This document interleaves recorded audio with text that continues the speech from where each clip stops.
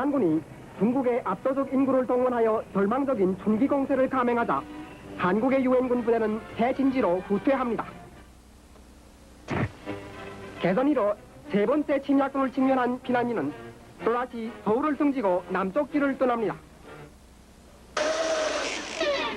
뉴스, 새로운 소식. 지나가버린 뉴스는 우리에게 아무것도 알려주지 않는 것일까?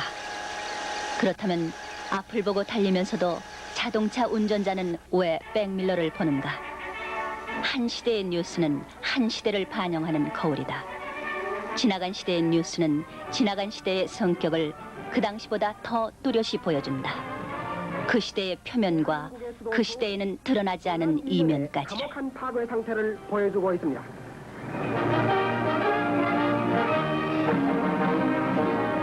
재차 해방된 수도를 지키는 유엔군은 가장 참담한 전경을 보게 되었습니다.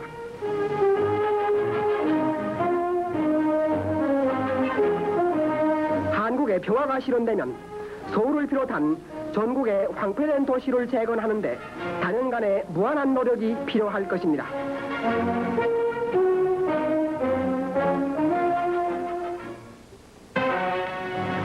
집을 잃고 굶주린 한국 전재민들이 유엔 수용소에 모여듭니다. 여기서는 수천 명의 존재 고아를 보호하고 있습니다.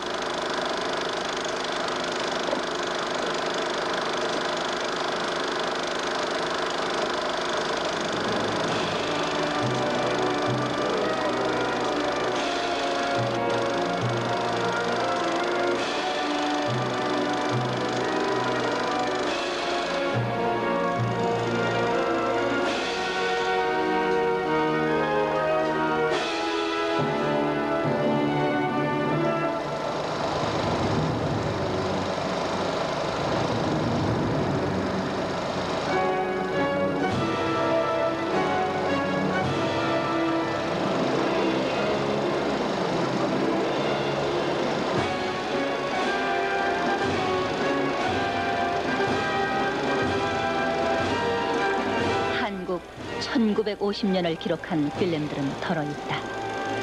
그러나 당시 일반인들에게 현재 상황을 현재로서 생생하게 전달해준 뉴스 필름으로서는 미국 홍보원이 한국의 극장 관객용으로 제작한 USIS 뉴스가 거의 유일한 것이었다. 이것이 훗날 리버티 뉴스, 대한 뉴스로 발전하게 되는 영상 뉴스의 효시였다. 그 시대 뉴스의 눈은 무엇을 어떻게 바라보았던가? 그러나 영상 뉴스의 역사가 시작되기 전에 이 땅에는 순환의 역사가 먼저 시작되었다.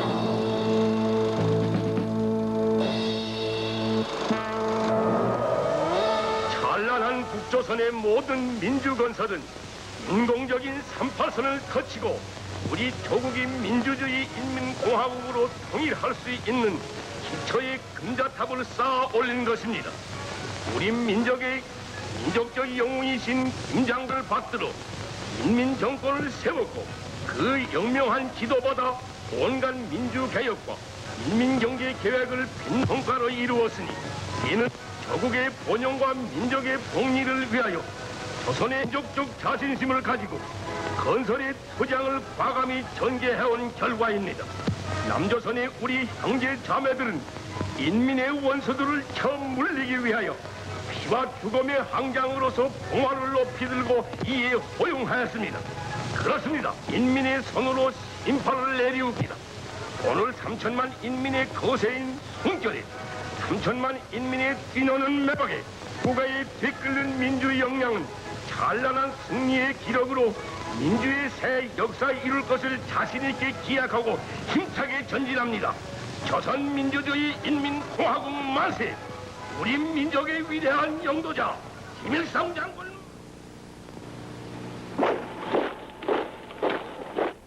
(1949년에) 제작된 북계의 필름은 그 당시에 이미 그들의 적화 통일 의지를 분명히 드러내고 있다. 그러나 그때 우리는 무엇을 하고 있었던가?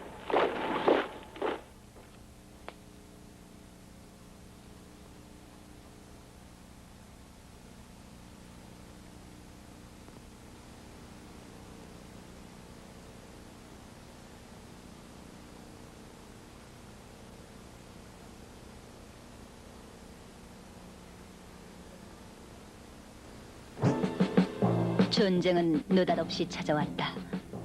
그것은 믿어지지 않을 만큼 빠르게 와서 우리의 삶을 점령했다. 38선 전역에서 공산군이 남침을 개시한 지 불과 사흘. 수도 서울의 방어선은 무너지고 말았다.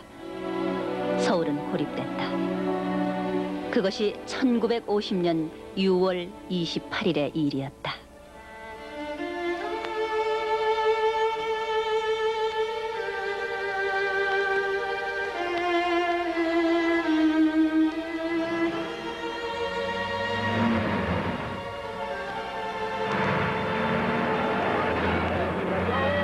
전날인 27일 새벽 6시 라디오 중앙방송국은 정부가 수원으로 천도하기로 했다는 뉴스를 전했다. 1시간 후에 그 뉴스는 오보였다고 정정됐다.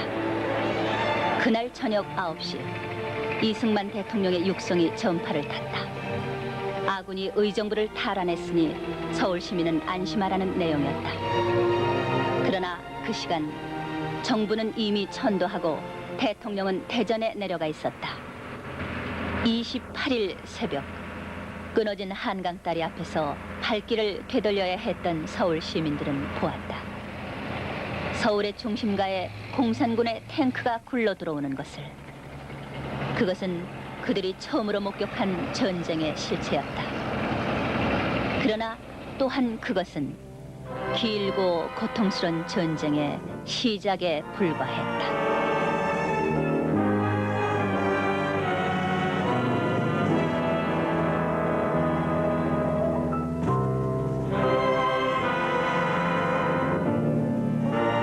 요행이 일찍 한강을 건넌 피난민들은 정부를 따라 수원으로 밀려들었다. 황황히 짐을 꾸려 떠나기는 했으나 어디까지 가야 할 것인지 알 수 없는 일이었다.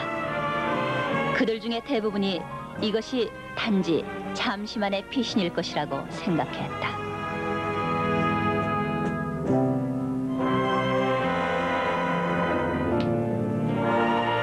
20만 공산 대군의 기습 총공세를 방어하기에 당시의 국군은 수적으로나 장비면에서 허약하기 짝이 없었다. 불과 나흘간의 전투. 그 나흘은 패배의 쓰라림과 절망을 배우는 데는 충분한 시간이었다.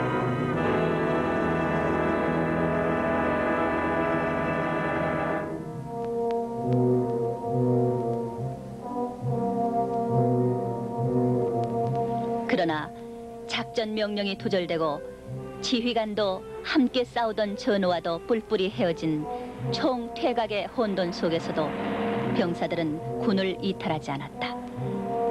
한 사람씩 두 사람씩 제 집결지인 수원역 광장에 모여들어 대열을 재정비하고 그들은 다시 죽음의 전선을 향해 떠나갔다.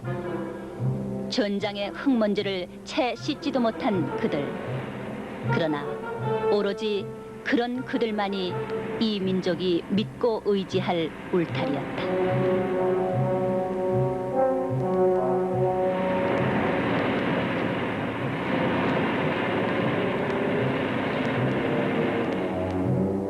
유엔 안전보장 이사회에서는 한국 문제가 긴급히 논의됐다. 장면 대사는 이 자리에서 세계의 지원을 호소했다. As a crime against the humanity and the conscience of mankind. The invasion of my country is an act of aggression and a threat to international peace and security. I appeal to the Security Council to act forthwith in removing this threat to the international peace. I also appeal to the Security Council to direct the invaders of my country to cease fire and to withdraw from our territory. We owe our existence to the United Nations. I trust that this body, which is charged with the primary responsibility for the maintenance of peace, will not fail in this imperative duty. I thank you. 6월 30일 이 땅에는 최초의 외국 원병이 도착한다. 미 24사단에 선발된 스미스 기동부대 400명. 그러나 그들은 적을 너무 가볍게 보았다. 그들은 고작 120발의 실탄과 이틀분의 식량만을 지니고 있었다.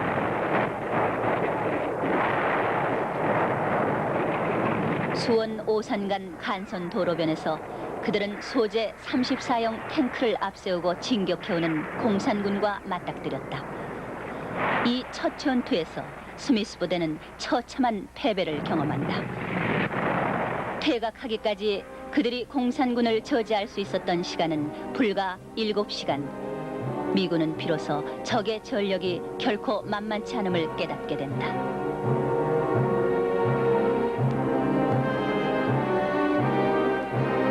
전선은 날로 남쪽으로 밀려내려왔다. 포성에 쫓기며 피난민들의 발길도 무작정 남쪽으로 향했다. 시간이 흐를수록 비례하여 커지는 것은 공포와 절망이었다.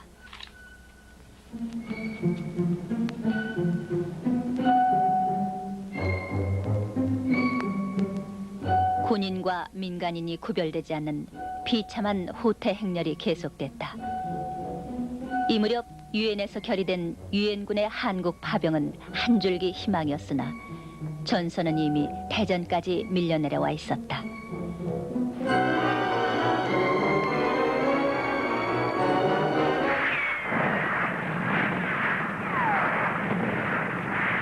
유엔군은 낙동강에서 최후의 방어선을 구축하려고 했다. 그러자면 한국으로 달려오고 있는 증원 부대가 도착할 때까지 미 24사단이 대전에서 시간을 벌어주어야만 했다.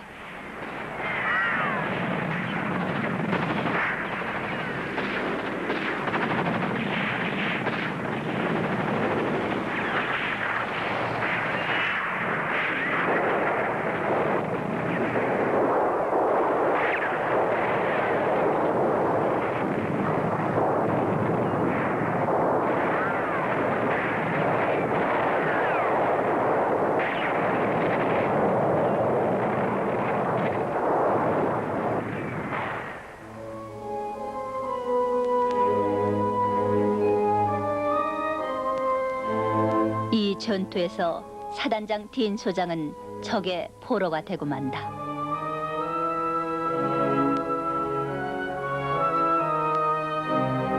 마침내 낙동강, 바다를 등진 한 뼘의 땅을 남겨놓고 공산군은 승승장구의 기세로 밀려오고 있었다.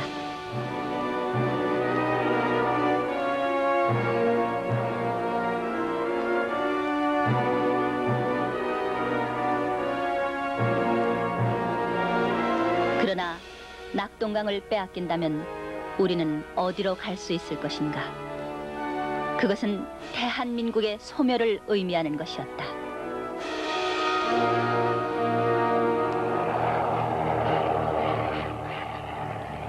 살고자 한다면 죽음으로써 지켜야 할 최후의 선, 그것이 낙동강이었다. 무심히 흐르는 강을 사이에 두고 치열한 공방전이 시작됐다. 우리 전사에서 가장 길고 무더웠던 여름으로 기록되는 저 낙동강 전선의 격전. 제공권을 장악한 유엔 공군은 B-29를 총동원, 적의 집결지에 폭탄 세례를 퍼부었다. 사방 6km 이내에 있는 모든 것을 초토화시킨다는 이 융단 폭격은 적의 사기를 결정적으로 꺾어놓았다. 8월 15일까지는 무슨 일이 있어도 부산을 점령하라는 김일성의 독촉 아래 여러 번 방어선이 무너질 위기를 겪었으나 낙동강은 끝내 사수됐다.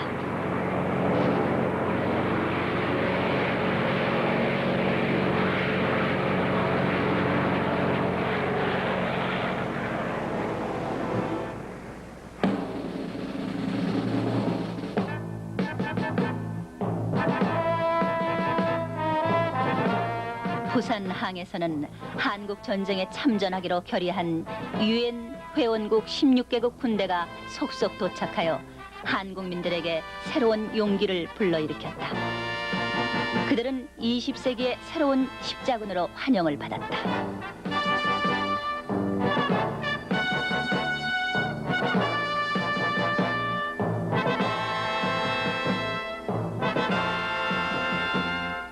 당시 피난 수도 부산은 수많은 피난민들로 포화 상태를 이루고 있었다.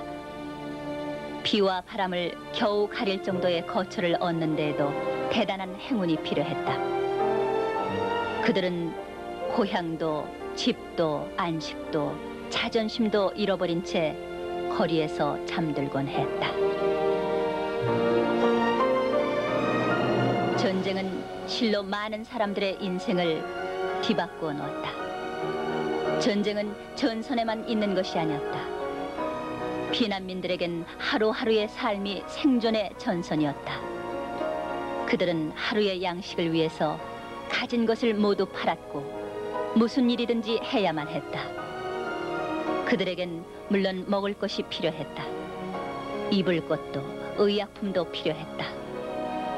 그러나 그들이 살기 위해서 그 무엇보다 더욱 필요했던 것은 희망의 소식이었다.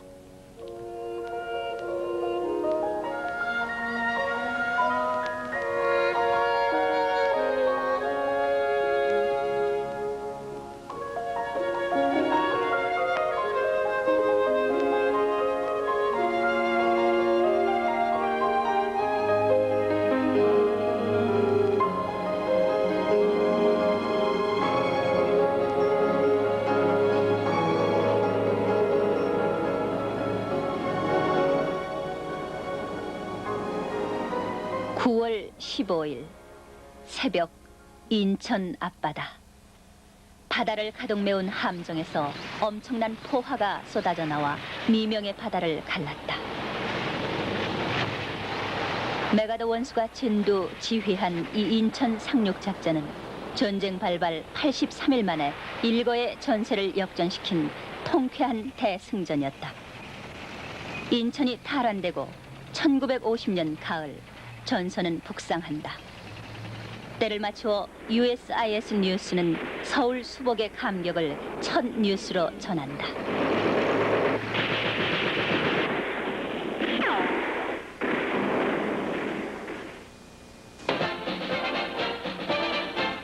연합군은 시가전을 전개하여 이 집에서 저 집으로, 이 문에서 저 문으로 적군을 대항해서 고루에 숨어있는 적을 소탕합니다.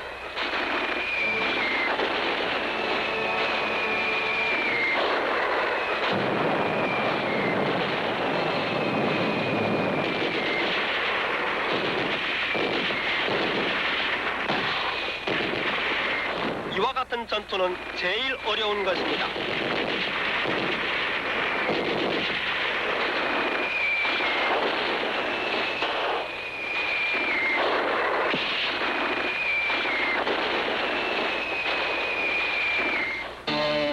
서울의 유격대 소탕전은 계속되고 있습니다. 완강한 적은 격퇴하거나 또는 붙들어야 합니다.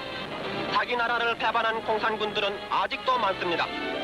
적군이 버리고 간 사령부에는 이 배신 행위의 음모자인 스탈린과 다른 지도자들의 사진이 걸려 있습니다. 승리한 해방군은 살인과 침략의 상징물인 이 사진을 벽에서 뜯었습니다. 여자를 수령으로 한 공산군 부대를 사로잡았습니다.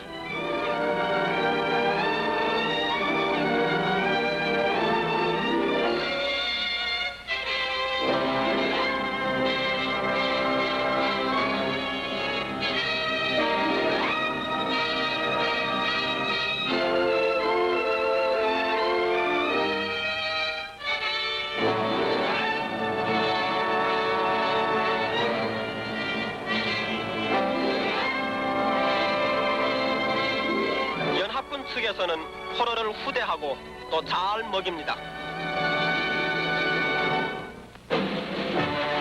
수개월 동안 공산당 압제 밑에 있던 시민들은 승전군을 중심으로 환영합니다.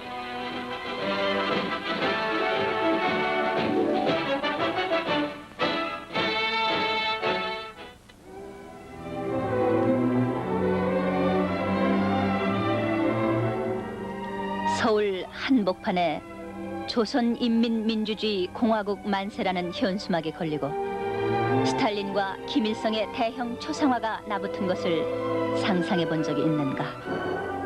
그러나 적치하 90일 동안 그것은 상상이 아니라 현실이었다. 미처 피난길에 오르지 못해 서울에 남았던 시민들은 그 암담한 나날 동안 이론이 아니라 몸으로 공산주의를 체험했다. 그들은 서울을 해방시켰다고 말했다. 그러나 누가 해방됐는가? 매일같이 되풀이되는 선동, 강제날인, 강요된 부역. 그것은 악몽의 90일이었다.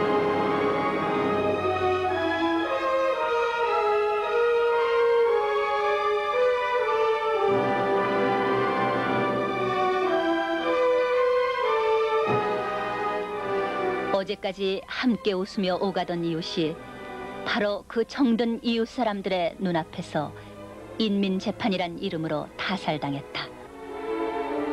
그런가 하면 평양에서는 유엔군 포로들이 반전 시위를 하는 양 조작극을 꾸며 선전 자료로 삼았다.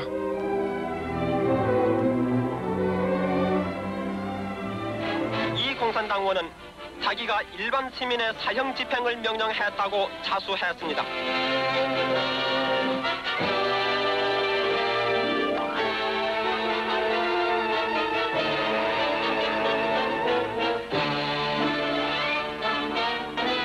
연합군은 독립 사람들이 이 사람을 당장에 죽이려고 하는 것을 중지시키고 그가 얼마나 더 범죄를 했는지 추조를 합니다.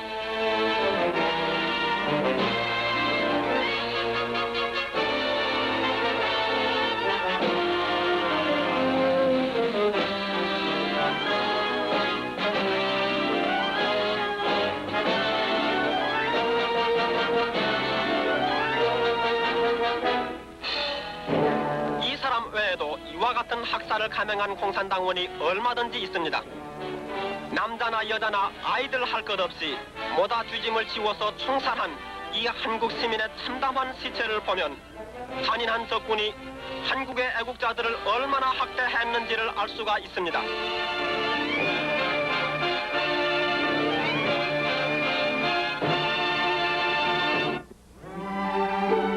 아군의 공세에 밀려 공산군들이 황황히 퇴각한 지역. 그 곳곳마다 남은 것은 수천 명의 무수한 죽음이었다. 군인이나 공무원의 가족이라는 죄목만으로도 그들은 학살됐다. 이데올로기가 무엇인지도 모르는 순박한 사람들조차 이데올로기의 이름으로 처형된 것이다.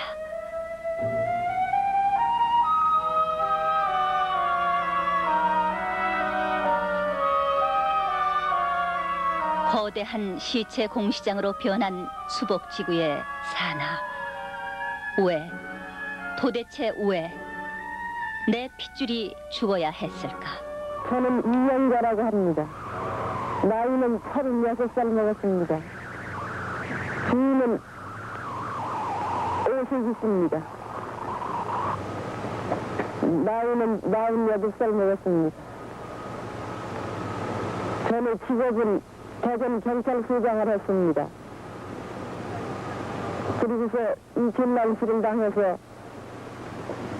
전라북도 금산군 진산면으로 피난을 갔었습니다.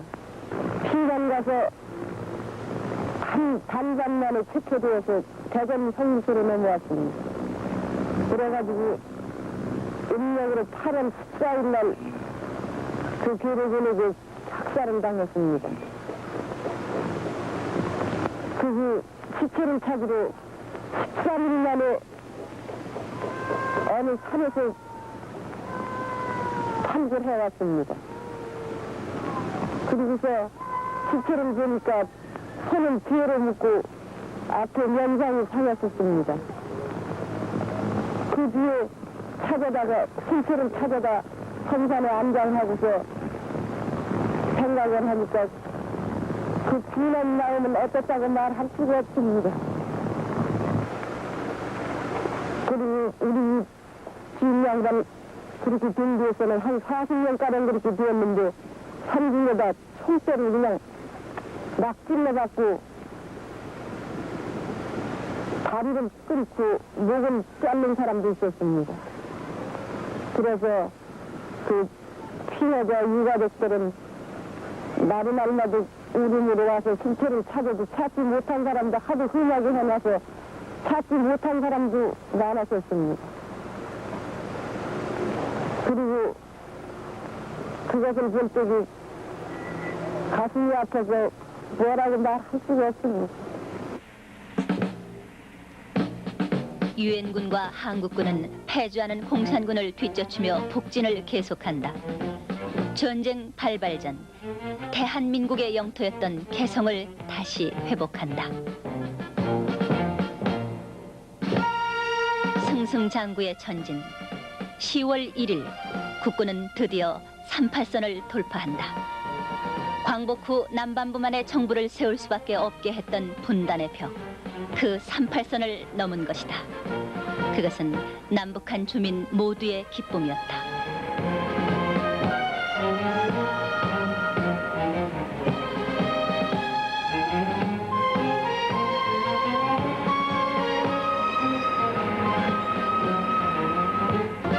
(10월 10일) 원산 타관.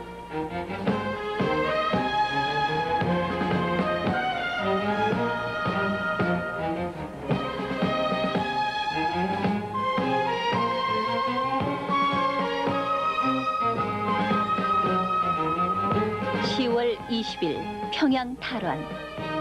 아군은 대동강을 넘어 평양 시가에 입성했다. 김일성은 신의주로 몸을 피했다.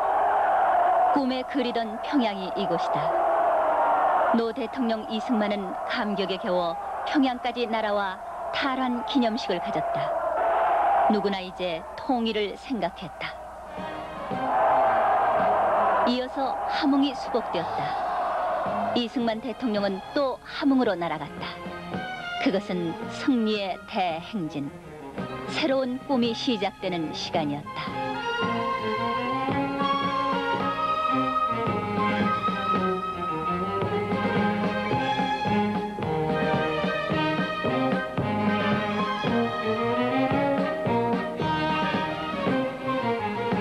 일제에 빼앗겼던 국토, 38선에 가로막혔던 국토, 그 온전한 국토를 되찾아 이제야말로 남과 북이 하나가 될 수 있을지도 모른다는 생각. 그 생각 하나가 당시 전쟁의 깊은 상처 속에서도 온 국민의 마음을 절망에서 희망으로, 시리에서 기대로 바꾸어 놓았다. 민족의 그 뜨거운 염원은 당시의 뉴스에서도 절절히 느껴져 온다. 물리치고 계속적으로 만주 국경선을 향하여 진격하고 있습니다. 후진 부대는 청천강을 건너서 먼저 간 부대를 응원합니다. 이번의 공격은 완전히 한국을 해방하여 자치정부가 수립되고 연합군은 속히 철퇴하게 되기를 모다들 희망하고 있습니다. 추운 겨울 일기가 닥쳐옴을 따라 병정들은 불을 즐기고 있습니다. 10월 26일 아군은 드디어 압록강에 도달한다. 압록강. 그렇게 핏줄처럼 친근하면서 또 그렇게 한없이 멀었던 강. 그 강이 이제 눈앞에 있다. 누군들 그 얼어붙은 물결 위에 엎드려 뜨거운 이마를 부벼보고 싶지 않았을 것인가.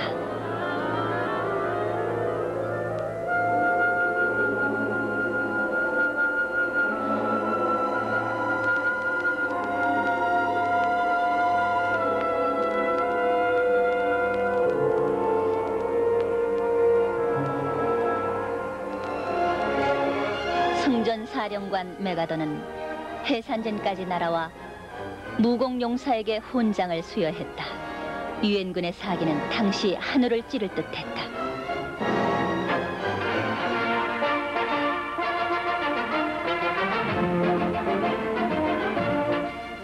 한국에 출전한 유엔군 에티오피아 대대는 하일레 셀라시 황제의 탄신을 축하합니다.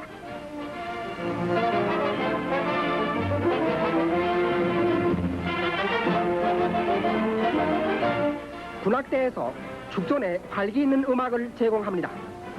용사들은 리듬과 동작에 가득 찬 축전 무용을 춥니다.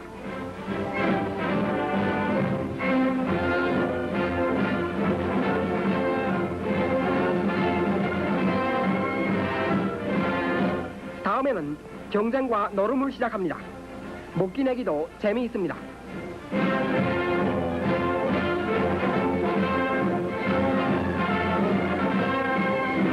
이와 같은 오락은 그들의 전장의 피곤을 풀어줍니다.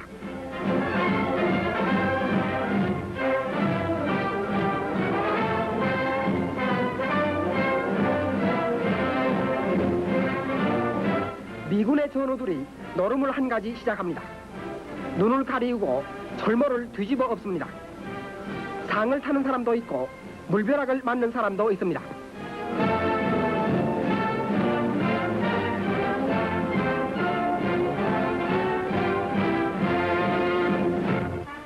한국에 출전한 히랍군 부대는 포화가 가로진 틈을 타서 숙사 주위에 철조망을 칩니다.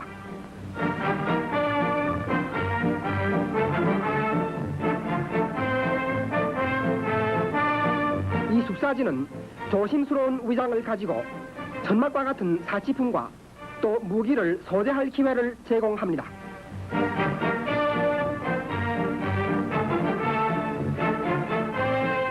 그 중에도 야전 요리장과 전투 기간 중에 만나기 힘든 따뜻한 식사는 드문 사치의 하나입니다.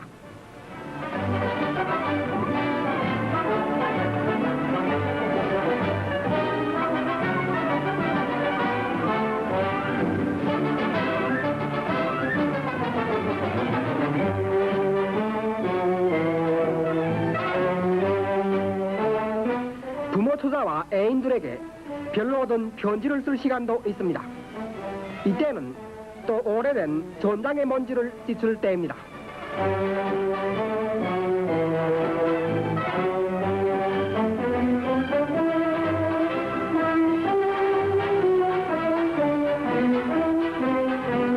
이 대위는 옥외 이발소에서 머리를 깎습니다.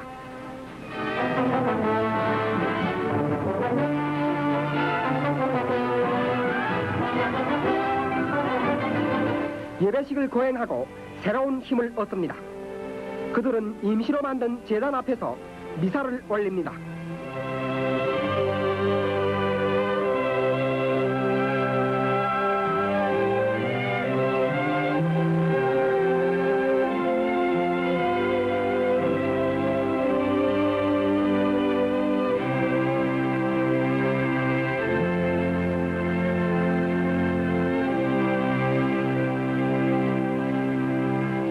사크라우라는 이 태국 경기는 재빠른 몸과 오랜 연습을 갖춰야 합니다.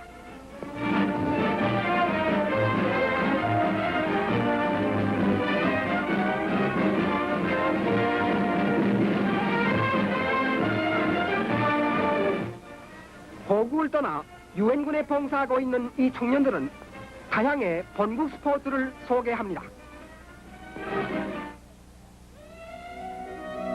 전세가 불리해지자 김일성 집단은 허정숙을 단장으로 하는 사절단을 이곳 북경으로 급파했다. 그 당시 소련은 중공이 한국에 참전할 경우 3차 대전이 일어날 가능성에 대해 염려했다. 그러나 모택동은 정규군 대신 인민의용군 형식으로 참전하면 걱정할 것이 없다고 말했다. 이어서 중공 위정자들의 한국 참전 결정은 내려졌다.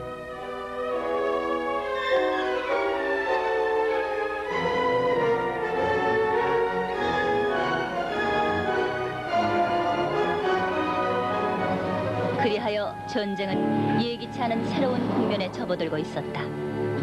중공군 정예 12만 명이 돌연 압록강 넘어 물밀듯 밀려 내려온 것이다.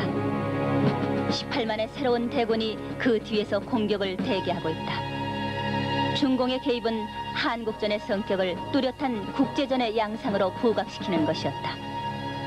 그들의 꽹가리 소리, 나팔과 피리 소리가 국경선 부근에 얼어붙은 산하에 음산한 죽음의 신호처럼 울려 퍼졌다. 이른바 인해 전술이었다.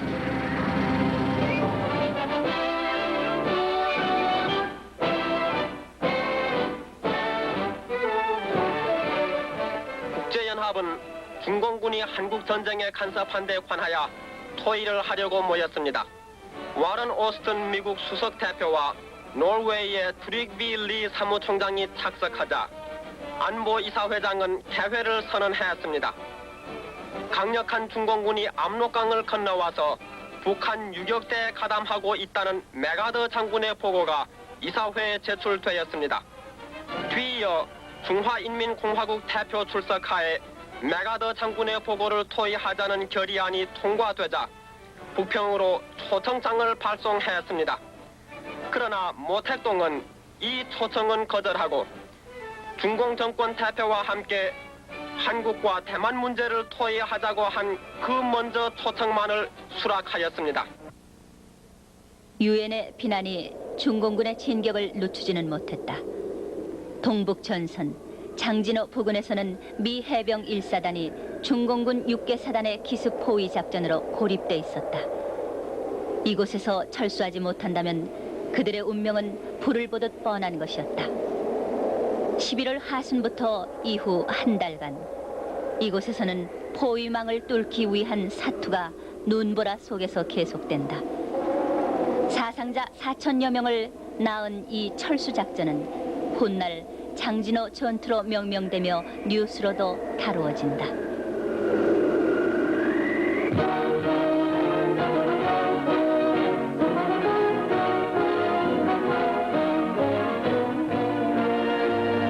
한국 동북전선의 전황은 더 비참합니다. 연합군의 대부대는 장진 저수지 부근에서 우세한 공산군에게 포위를 당했습니다. 포위당한 연합군은 진퇴양난이었습니다. 그들은 기온이 영하로 계속되는 추운 곳에서 천막을 치고 철퇴할 방법을 강구하고 있었습니다.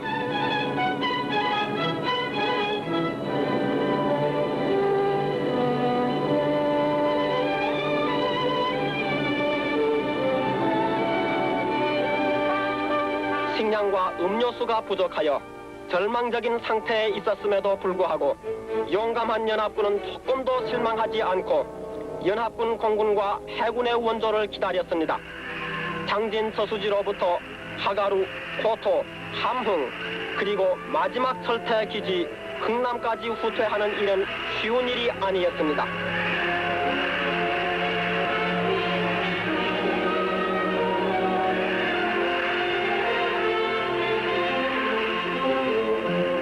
여럿 시간 동안을 계속해서 행군하며 사흘밤이나 자지 못한 이 연합군을 보호해주는 것은 눈이 덮인 잠자는 주머니뿐이었습니다. 그들은 후퇴하는 동안 쉴 새 없이 앞뒤로 공산군에게 공격을 받았습니다.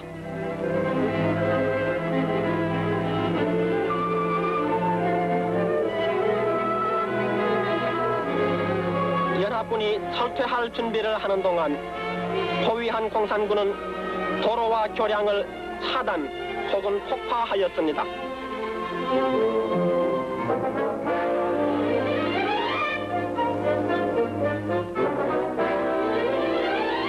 공급기지에서는 식량과 탄약을 잘 싸서 포위당한 연합군에게 항공으로 수송하였습니다. 수송기는 필수품을 싣고 포위당한 병사들을 향해서 출동하였습니다. 공산군이 폭파한 다리를 재건해서 연합군의 후퇴할 길을 만들기 위하여 다리를 만들 부품을 낙하산으로 낙하하였습니다. 다리를 낙하하기는 이번이 처음입니다.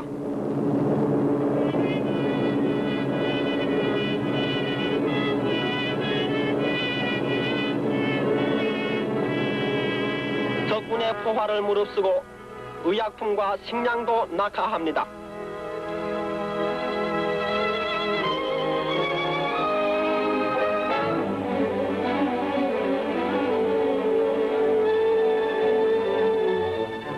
연합군은 후퇴하면서 적진을 뚫고 운반할 수 없는 군사시설은 전부 파괴하였습니다.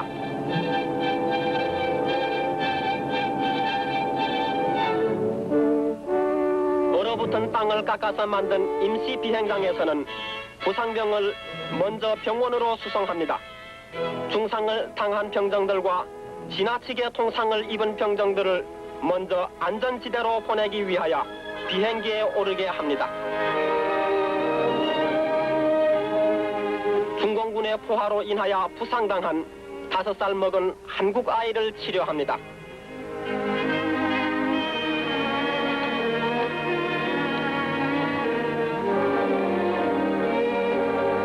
이들은 다 함께 용감하게 싸워왔습니다. 부상병은 한 명도 남겨놓지 않습니다. 그들은 중공군 6개 사단을 대적하며 혈로를 개척한 2만 명 연합군 용사 중에서 부상당한 사람들입니다.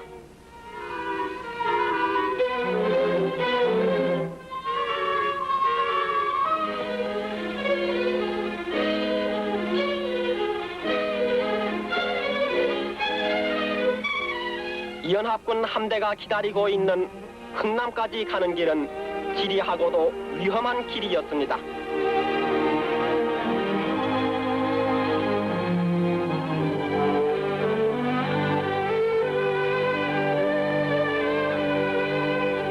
그들은 먼 길을 후퇴하여 그곳에서 포위당한 연합군과 합쳤습니다.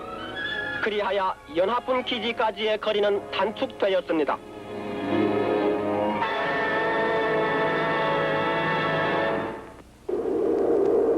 승리의 여신은 더 이상 아군에게 미소를 보내지 않는 듯했다.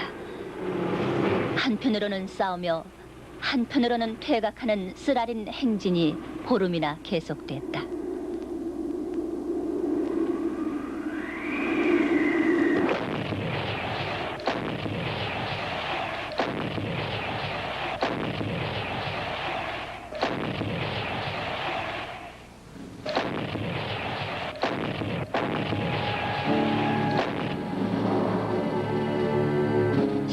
초 흥남 연합군의 철수 소식을 듣고 수많은 북한 주민들이 최종 철수지역 흥남으로 몰려들었다.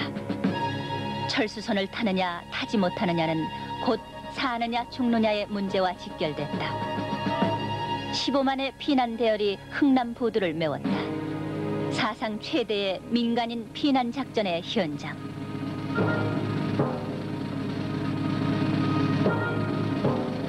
12월 24일 마지막 철수선이 떠날 때에도 부두에는 아직 수만의 피난민이 남아있었다.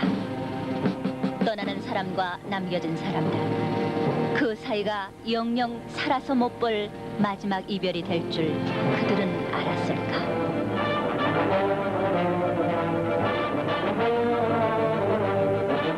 연합군과 한국군은 흥남에서 철퇴하고 공산군을 대적하기 위하여 38선 부근의 새 진지로 갈 준비를 하였습니다.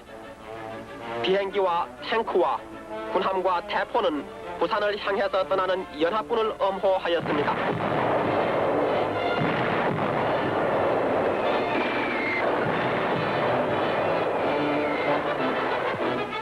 (162척으로) 구성된 수송함대는 흥남항에서 병정과 적군을 피해서 온 피난민과 다량의 물자를 실었습니다. 무기도 대부분은 새 방어 진지에서 쓰기 위하여 가지고 나왔습니다.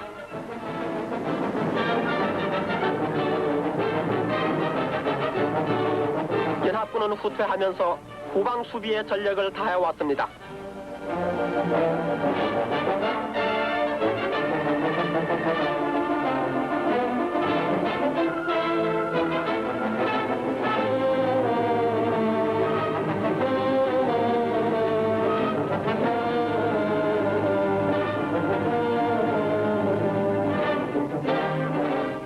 짐을 배에 실는 동안 공산군이 접근하지 못하게 하여야 합니다. 연합군 포수는 사격에 방해되는 높은 연도를 파괴합니다. 알코올 창고가 폭파되었습니다.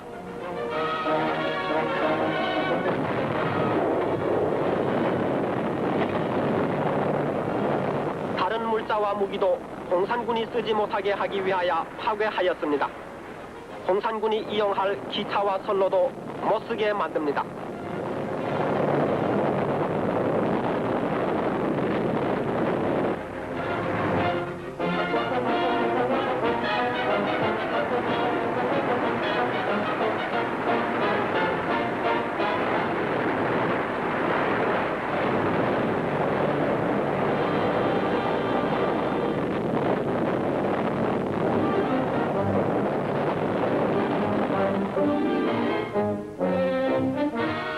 사람에게 쓸만한 것은 무엇이나 다 불을 질러 버립니다.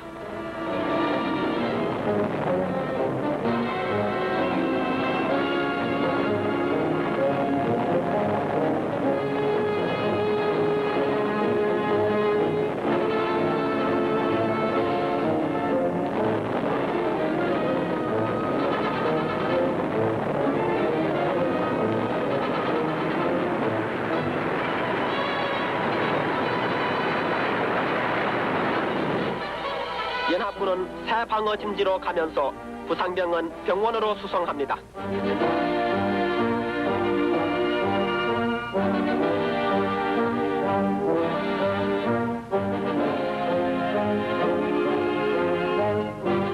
연합군은 공산군의 위협으로부터 한국을 해방하기 위하여 재편성을 합니다. 재편성이라고 표현해도 그것은 우울한 재편성이었다. 그러나 그 해에도 크리스마스는 왔다. 흥남에서 마지막 철수선이 뜨던 날 육로로 퇴각하던 한 미군 부대는 그 와중에서도 한국 고아들을 위한 크리스마스 파티를 준비했다. 아이들은 어른들의 전쟁을 모르고 잠시의 행복에 즐거워한다. 선물을 받았지만 그러나 이 아이들은 정작 가져야 할 것은 아무것도 갖지 못했다. 집도, 부모도, 평화도, 미래마저도.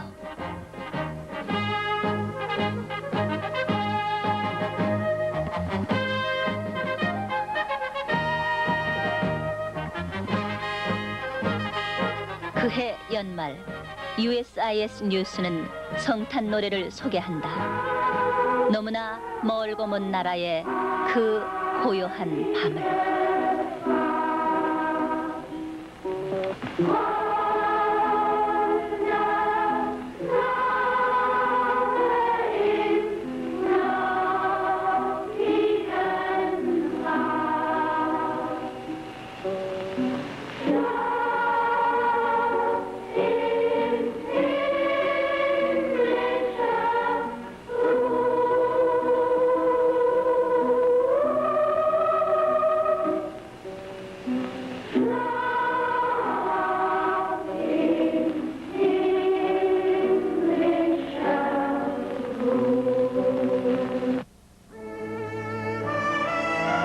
서울에서도 철수작전은 개시됐다.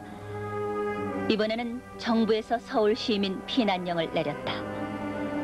적치하 90일의 교훈은 너나 할 것 없이 서둘러 피난 보따리를 싸게 했다. 일사후퇴. 실로 그것은 민족의 대이동이었다. 훗날의 역사 기록은 당시 120만의 서울 시민과 북한에서 내려온 50만이 함께 피난길에 올랐다고 기록한다.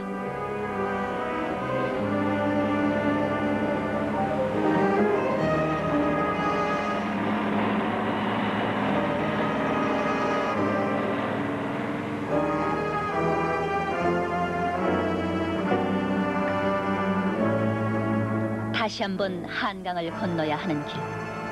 한강에는 임시 교량이 설치됐다. 큰 강이라 한강으로 불린 강. 그러나 전쟁은 이 강을 굽이굽이 얼어붙은 한의 강으로 만들었다. 이 한을 건너 어디로 갈 것인가?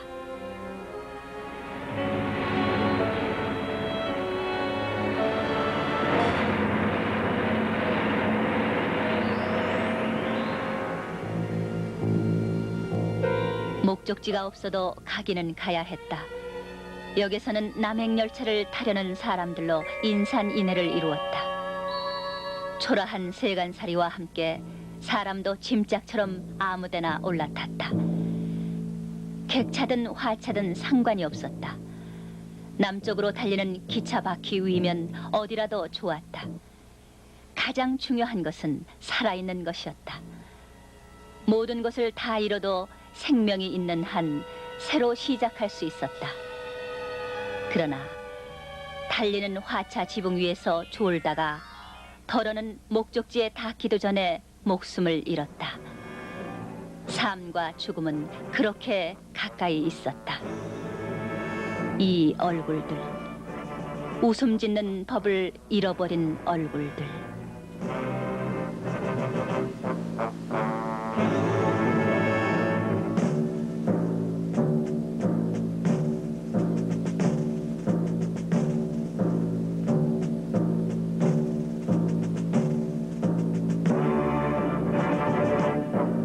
기차가 떠난다. 시간표도 없이 차가 마련되고 사람이 타면 떠나는 피난 열차. 이 기차가 닿는 곳에 새 희망은 있을까?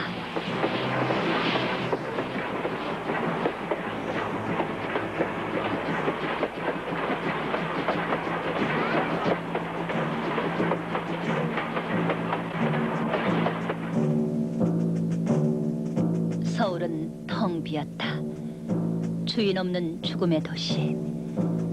중공군은 1월 3일 38선을 넘어와 이튿날 이 적막한 서울을 점령한다.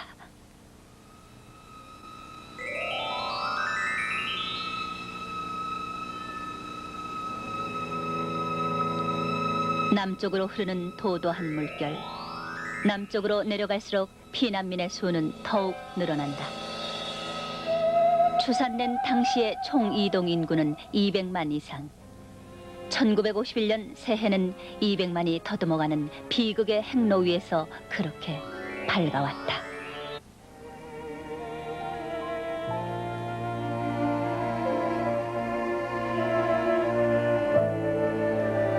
그해 정월에 USIS 뉴스도 또 다른 어두운 소식으로 시작됐다.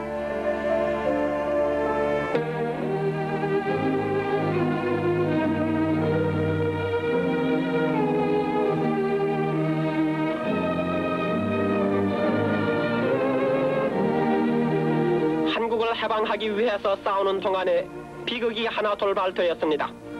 연합국 군인으로 명철하고 대담한 사령관이며 이승만 대통령으로부터 한국의 최고 훈장을 받은 walton 워커 장군은 자동차 충돌로 인하여 사망하였습니다.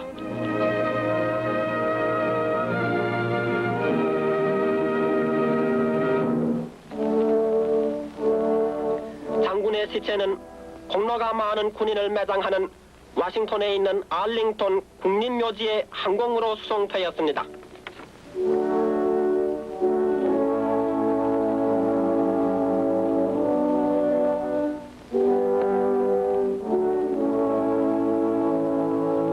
장군의 미망인과 아들이 장례식에 참여하였습니다.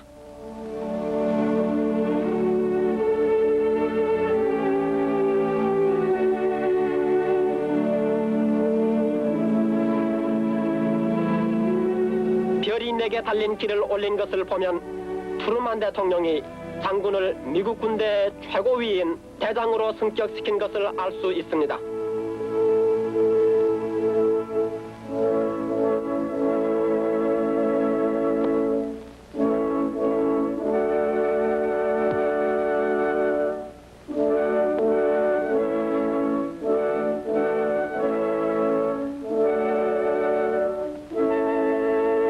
장군의 영구를 국기로 덮어서 국장을 표하고 또한 영결식을 끝막았습니다.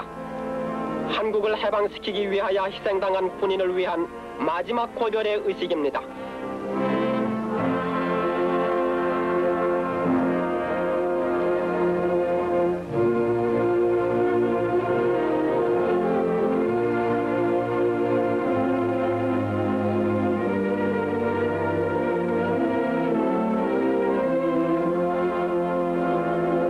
고인의 미망인과 아들은 한국을 해방시키려던 장군에게 마지막 격려를 하였습니다.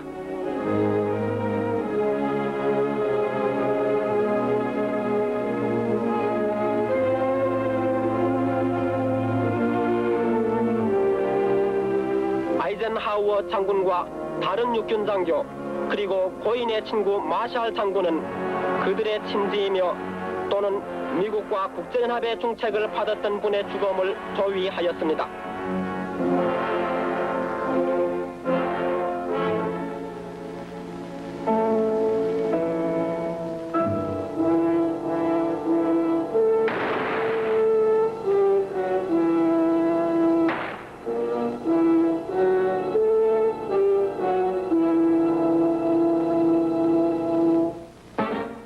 사망한 리쥬웨이 장군은 한국에 도착하여 고 워커 장군의 후임이 되었습니다.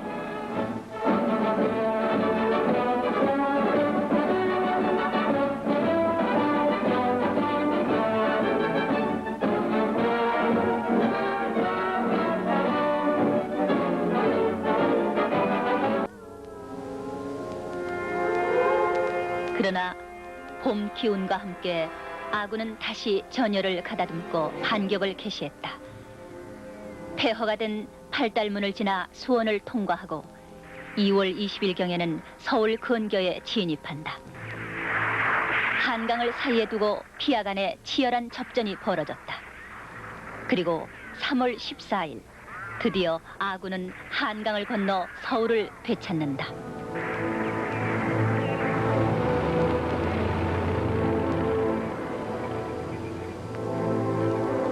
70일간 적의 수중에 떨어졌던 서울. 그러나 이제 이 낯익은 거리거리는 다시 우리에게 돌아왔다.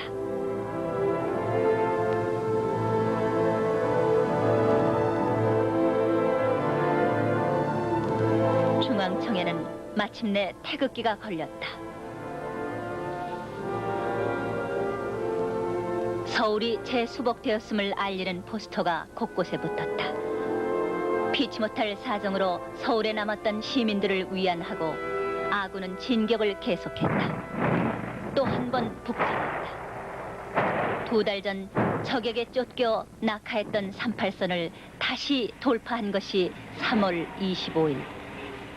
그러나 중공군은 4월과 5월 대대적인 총계 대공세로 역습을 가한다. 공산군이 중국의 압도적 인구를 동원하여 절망적인 춘기 공세를 감행하자 한국의 유엔군 부대는 새 진지로 후퇴합니다. 서부전선의 히랍군 부대는 적군에게 막대한 손상을 준 후 의정부를 철퇴합니다. 백전의 경험을 따온 이 용사들은 가장 질서 있게 남진하고 있습니다.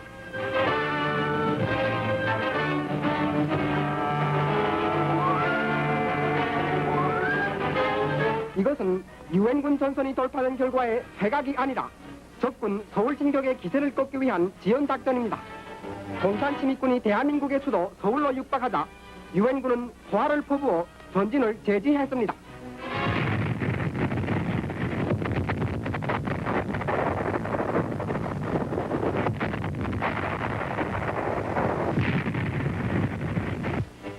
개선 이후 세 번째 침략군을 직면한 피난민은 또다시 서울을 등지고 남쪽 길을 떠납니다.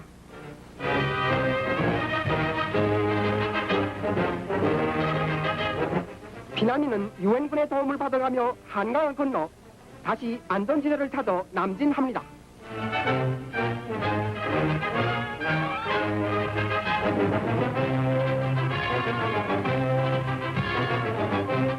서울로부터 장거리 대포는 적군에게 무서운 포화를 퍼붓습니다.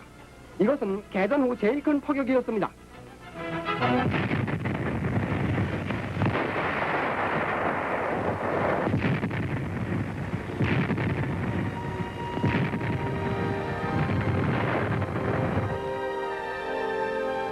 이 무렵 메가더는 중부 전선을 시찰하면서 중공 폭격을 주장하는 발언을 했다. 그러자 워싱턴에서는 4월 11일 전격적으로 메가더를 해임했다. 세계가 깜짝 놀란 이 뉴스를 취재하기 위해 기자들이 몰려들었다. 그것은 트루만 미 대통령과 국동지구 최고 사령관인 메가더 사이에 놓인 한국전에 대한 근본 인식의 차이가 부른 결과다. For these vital reasons, to make sure that the precious lives of our fighting men are not wasted, to see that the security of our country and the free world is not needlessly jeopardized, and to prevent a third world war. A number of events have made it evident that General MacArthur did not agree with that policy. I have therefore considered it essential to relieve General MacArthur so that there would be no doubt or confusion as to the real purpose and aim of our policy. It was with the deepest personal regret that I found myself compelled to take this action. General MacArthur is one of our greatest military commanders.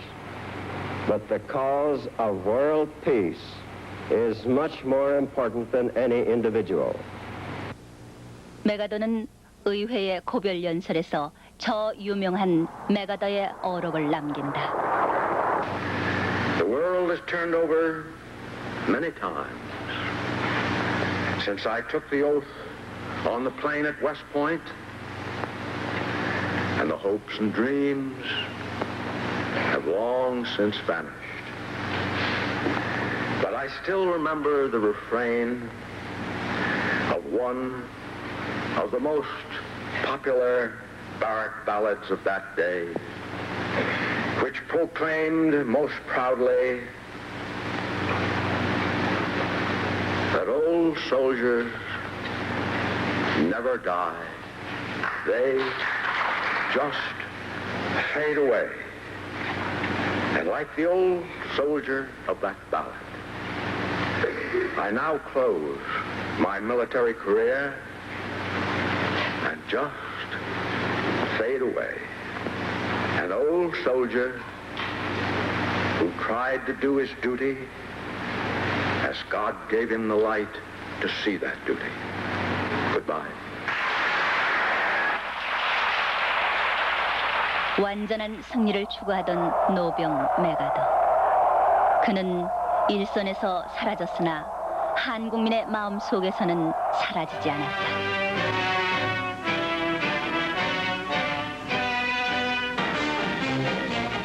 메가더 장군이 워싱턴주 시애틀 항에 돌아오는 한국 전투의 귀한 병들을 환영합니다.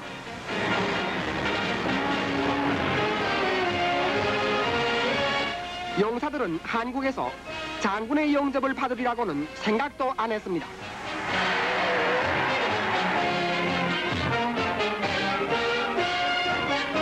군중들이 육군병원을 방문하러 가는 장군을 환호합니다. 전상 군인들은 전 사령관에게 따뜻한 위로를 받습니다.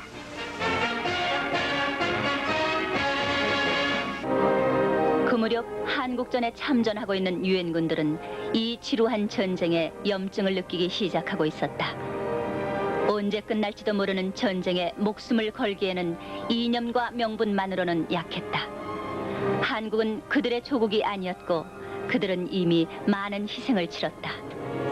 체면만 세울 수 있다면 휴전을 하고 싶은 것이 솔직한 심정이었다. 그들은 살아서 집으로 사랑하는 사람들 곁으로 돌아가고 싶었다. 한국에서 전사한 용사들의 유가족이 미군 참모총장 오마 브래들리 장군으로부터 명예훈장을 받습니다.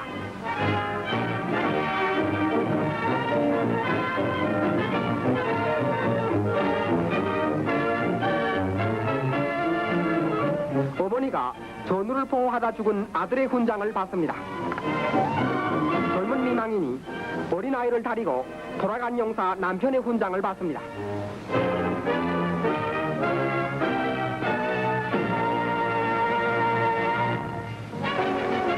한국에서 부상된 토이기 용사들이 병원차로 일본 횡빈항에 도착합니다. 그들은 토이기에서 휴양할 것입니다.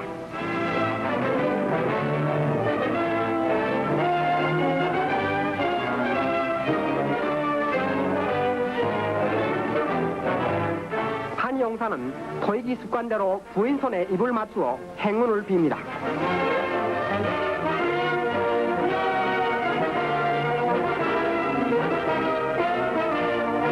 토이기군은 우세한 북한군을 상대로 싸워 빛나는 공을 세웠습니다.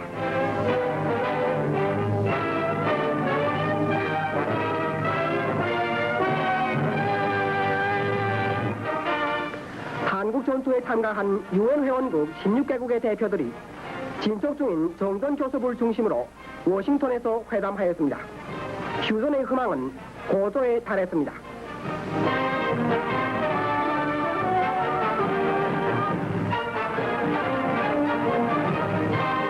각국 대표들은 평화 회복 후에 당면할 한국 재건 문제에 중대 관심을 가지고 있습니다.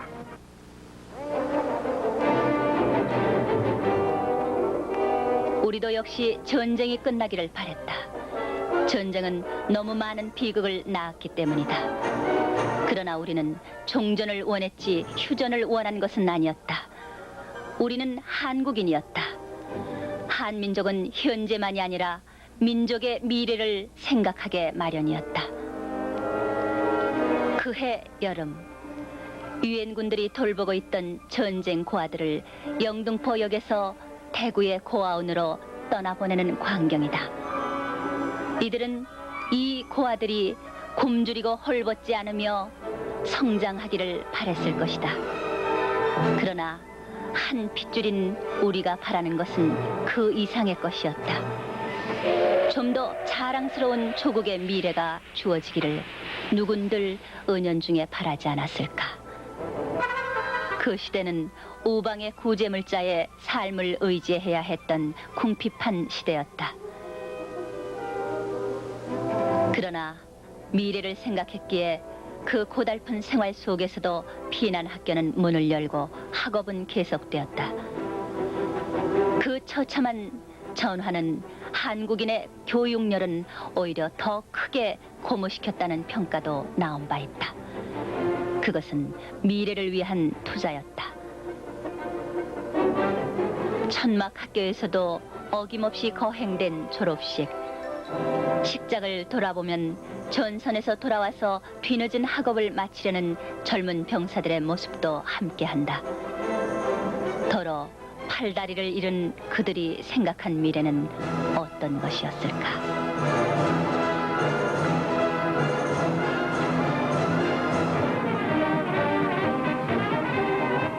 대한민국의 전재민들은 부산 근처에서 수업을 계속합니다. 가옥과 교사는 전부 파괴되어 유학생들은 야외에서 공부하고 있습니다.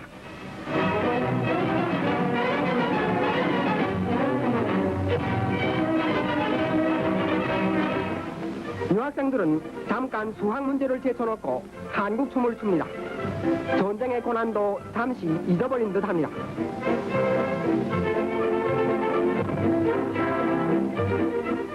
젊은 유학생들의 수입이 재개되자 그들의 씩씩한 생명은 또다시 자라나고 있습니다.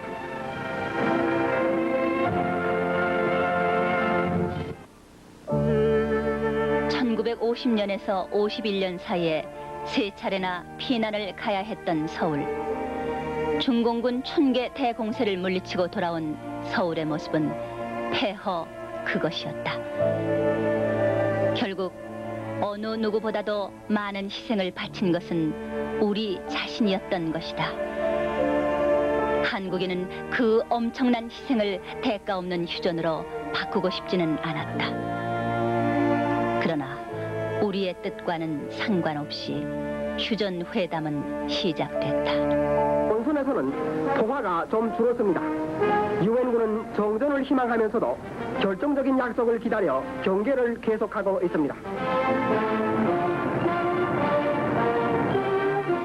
38선에 가까운 개성이 정전회담의 장소로 작정되었습니다. 여기서 역사적인 전쟁과 평화의 문제가 결정될 것입니다.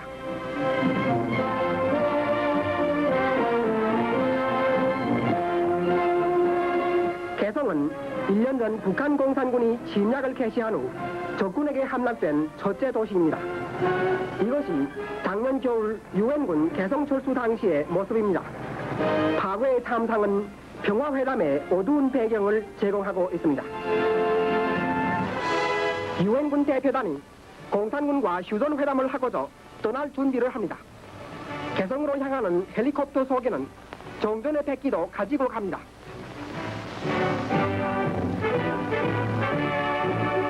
유엔군 사령관 리즈웨이 장군이 동경으로부터 개성 근처 유엔 정전회담 본부에 도착합니다. 리즈웨이 장군의 대표단은 미 장군사 2명, 미 제독 2명, 및 남한 장군 1명으로 조직되었습니다. 이 대표단은 한국 전투를 끝낼 수 있는 명예 있는 평화 조건을 발견한다는 곤란한 임무를 띠고 있습니다. 출발이 오자 리즈웨이 장군은 그들을 전송하여 단례를 보냅니다.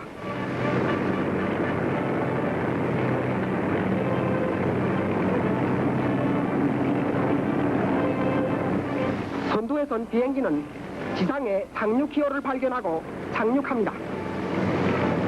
그들을 영접한 공산군 상교 2명의 한 명은 여자이었습니다. 먼저 군인다운 인사를 교환한 다음 일행은 회담지로 향했습니다. 회의석의 광경도 조금 촬영했습니다.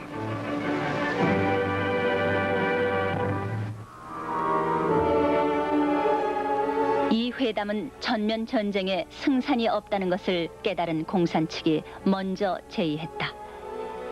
이를 유엔 측이 받아들여 전투가 아닌 협상 테이블에 양측이 최초로 마주 앉게 된 것이다.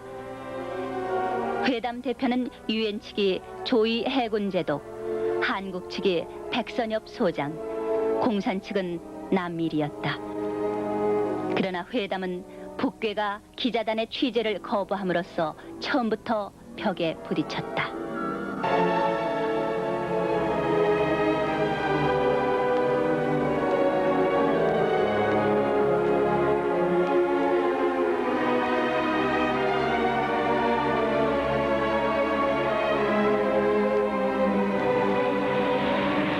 휴전 회담이 진행되는 사이에도 전선에서는 치열한 공방전이 벌어지고 있었다.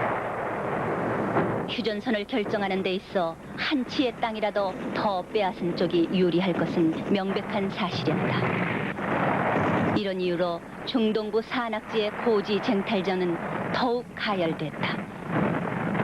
백마 고지에서는 하루 평균 60만 톤의 폭탄이 투하되고 22만 발의 포탄 세례가 퍼부어졌으며 전후 20여 차례나 주인이 뒤바뀌었다.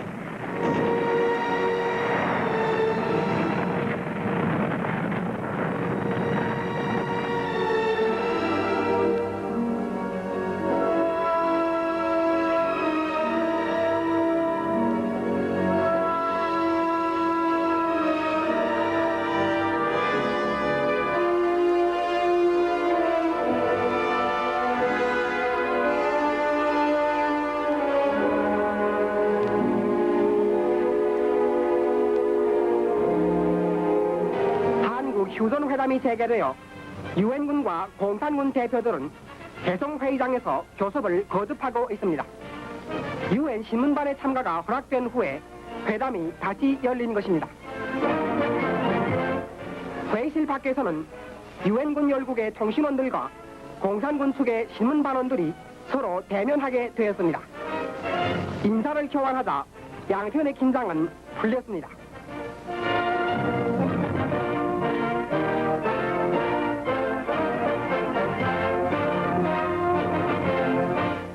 회담은 공산군 측의 무리한 요구로 중단되었다가 그들의 요구 철폐와 함께 재개되었습니다.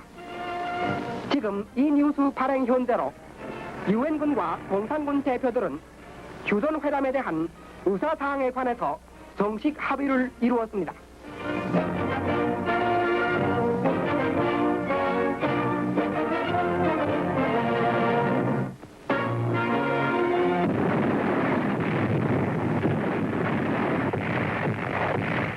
전선에서는 유엔군이 영사 없이 포격을 계속합니다.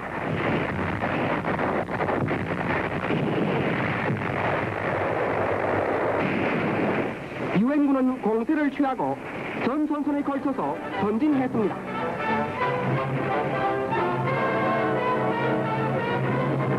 통신병이 적군 진지로 포격을 유도합니다.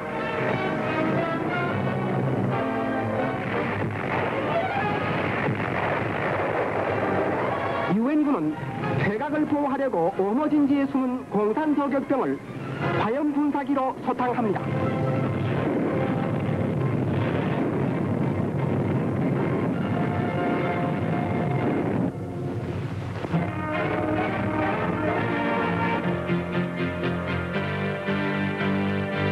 그러나 한국민에게는 한치의 땅이 문제가 아니었다. 우리는 원천적으로 분단 자체를 반대했다. 그러나 휴전 회담은 그해 10월 판문점으로 장소를 옮겨 계속되고 판문점은 이때부터 새롭게 세인의 주목을 받게 된다.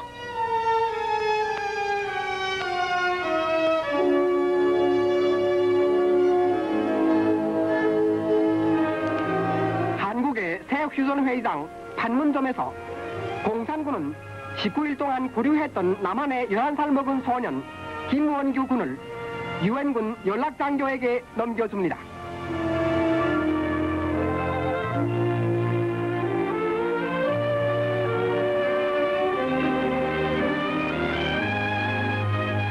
북한 공산군에서는 이 소년을 석방하기 전에 대한민국 국군을 위해서 밀정 노릇을 하다가 잡혔다는 자백을 강제했다고 합니다.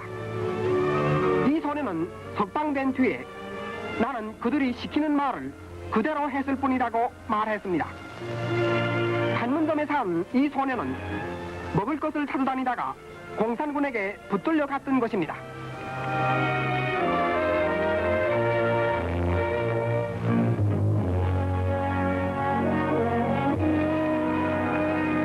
가족이 돌아오는 그를 반가이 맞아드립니다.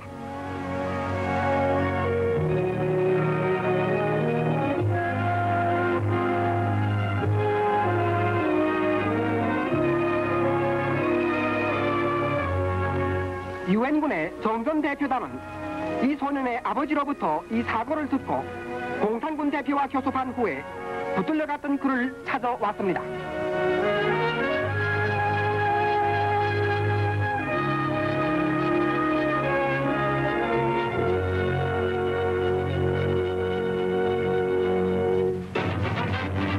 유엔군과 공산군 대표들은 판문점에서 정전 협상을 계속하고 있습니다. 지금 전선을 기준한 정전선의 대부를 작정하기 위해서 유엔군 장교들이 정전본부에 도착합니다. 기자들이 유엔 공식 발표를 기다리고 있습니다. 정전선에 관해서는 합의됐으나 아직도 최종적인 세부 결정이 남아 있습니다. 전쟁도 휴전 회담도 끝난 것은 없었지만 유엔 참전국들의 보도에서는 교대되어 귀환하는 병사들의 모습을 종종 볼 수 있었다. 귀환. 그것은 이미 모든 유엔군 병사들의 기다림이었다. 그러나 뉴스는 계속적인 승리를 보도한다.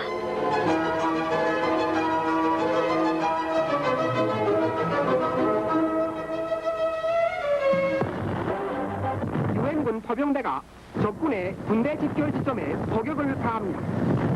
공격을 피하기 전에 대포를 가지고 적군의 기세를 꺾습니다. 이것이 중포 집중 사격의 결과입니다. 고지의 적 진지는 처참한 폐허가 됐습니다.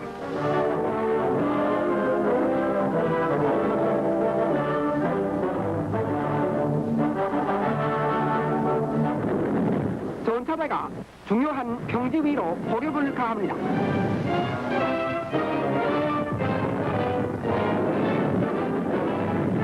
전차에서 포탄의 화약값을 모읍니다. 특별 작업반이 전선까지 다니며 이것을 걷습니다.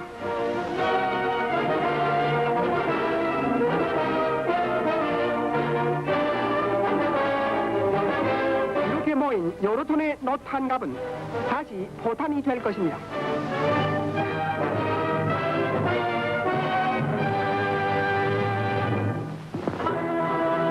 대한민국 국군의 영사들은 험한 지형을 무릅쓰고 한국 전선에서 전진을 계속하고 있습니다.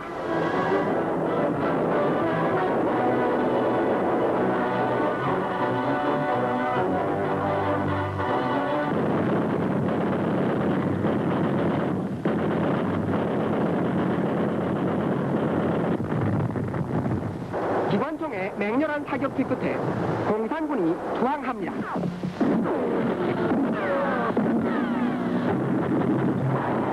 우군은 공세를 계속합니다.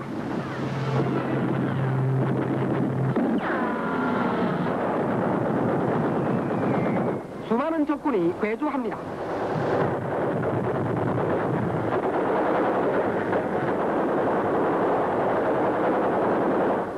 대한민국군은 이 작전에서 공산군을 무수히 사로잡았습니다.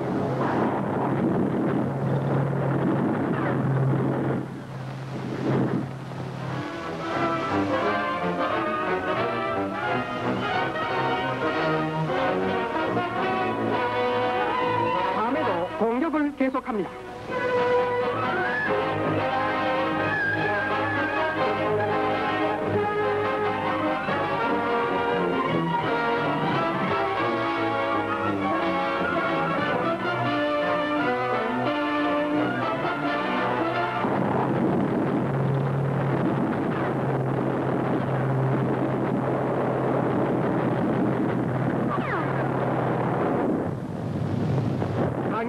발포 준비를 하는 허병대 용사들을 지휘합니다.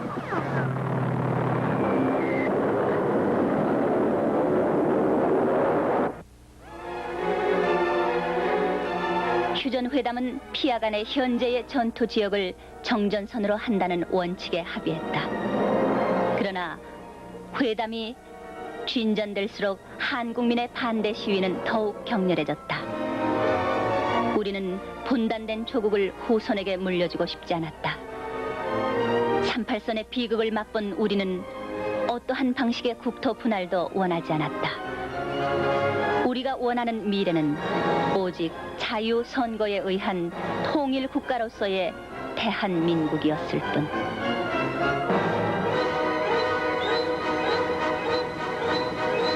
이듬해 5월 전상 군인들의 명예 제대식이 있었다. 치유될 수 없는 불구의 상처를 그들은 왜 말없이 조국의 영광으로 돌릴 수 있었을까?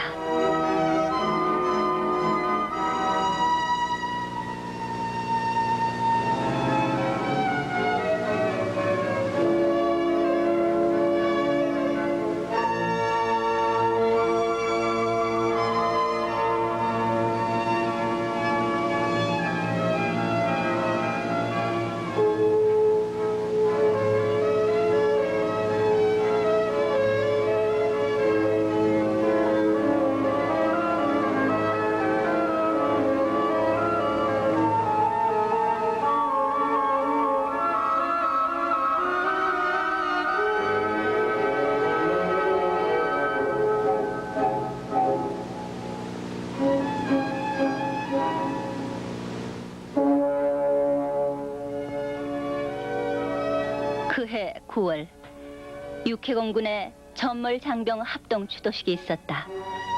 이 식전은 부산 동네에 있던 육군 병기학교에서 거행됐다. 이 땅의 사나를 물들였던 그들의 붉은 피 앞에 무엇을 지불할 수 있을 것인가?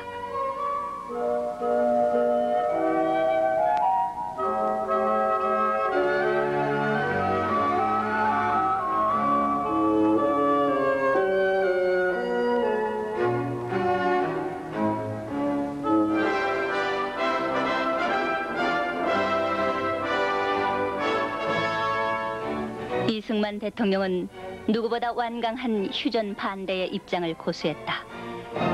유엔군 사령관들도 이 고집센 노 대통령의 의지를 돌려놓을 수가 없었다.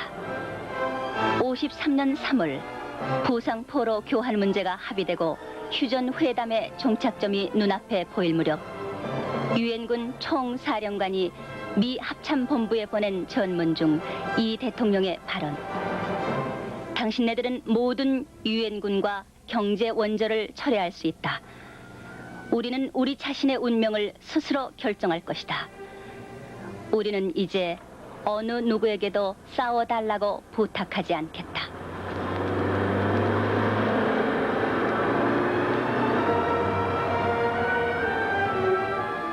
당시 휴전협정 체결의 중요한 쟁점은 포로 송환 문제였다. 남쪽에 억류된 14만 포로들의 절반 이상이 강제 송환을 원치 않고 있었다. 이 대통령의 휴전 반대 의지는 53년 6월 18일 남한 각지의 수용소에서 2만 7천 명의 반공 포로를 독자적으로 석방하는 결단을 낳는다.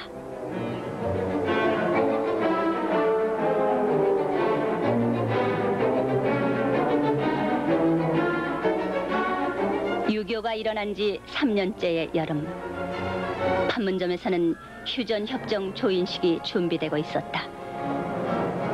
25개월간의 우여곡절 끝에 도달한 종지부. 그것은 155마일 휴전선으로 표상되는 또 다른 긴 비극의 시작이기도 했다.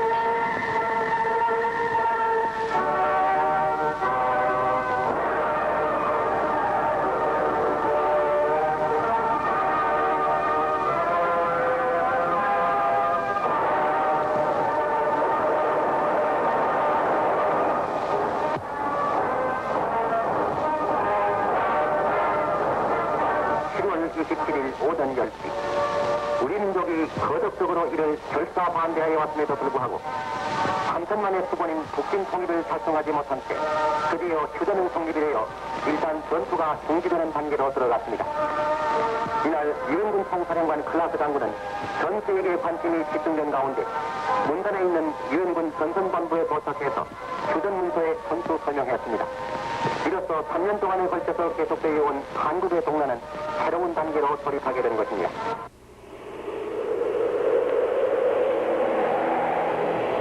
삼 년 1개월간에 걸친 전쟁은 그렇게 끝이 났다. 끝이 아닌 끝. 뒤에 남은 것은 초토화된 국토와 100만의 죽음이 남긴 길고 어두운 그림자였다. 16만 5천 명의 민간인 학살, 12만 3천 명의 민간인 납치, 20만 명의 전쟁 미망인과 10만 명의 고아 발생, 파괴된 가옥과 산업시설, 그리고 분단된 조국의 미래가 무거운 역사의 짐으로 놓여 있었다. 그 길었던 전쟁은 다만 하나의 폐허로서 우리 앞에 놓여 있었다. 그 전쟁은 우리에게 무엇이었던가?